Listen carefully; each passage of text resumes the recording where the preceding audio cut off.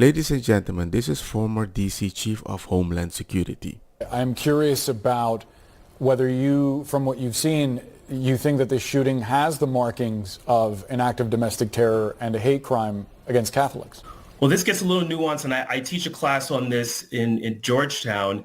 This individual appears to be what we call a nihilist. And not to get into too much detail about their ideology, they believe that no lives matter. I believe that calling this or investigating this as an attack against Catholics, I believe, is a little disingenuous, and it plays into the far right's narrative about Christians being under attack in this country. I don't know what I can say about this, but you can say almost anything about Christians, and it's not a hate crime. But if anything like this happened to any other religion, it's a hate crime. Clearly, since this person went to this school, it appears to be, and we don't know their background. But I think that we're starting to see the creepings of the politicization of this tragedy. And you'll start seeing that more and more. I've already seen that online from some lawmakers. Are you sure it's not a hate crime?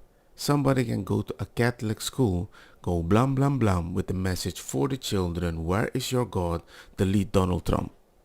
That's not a hate crime. But if you have a target practice dog with the face of Jesus and you're shooting at it, not a hate crime. But if you drive over a rainbow and break or do anything weird on the rainbow, that's a hate crime. Another piece of the puzzle as to who the shooter was. The Minneapolis Star-Tribune says, according to court records, because there's been some confusion about what the shooter's name was. Yes.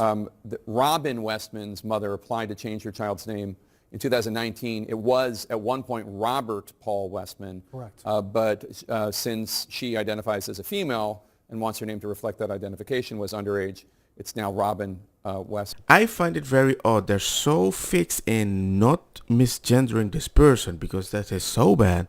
Instead of focus on the news that the mother that they're trying to find of this kid doesn't want to cooperate with the police.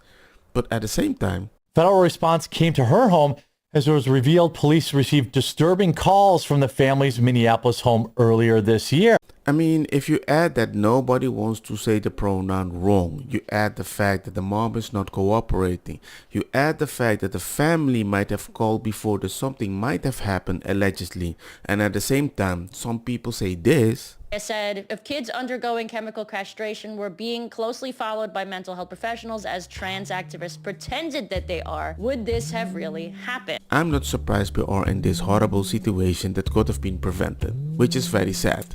Don't get me wrong, makosa kita bong.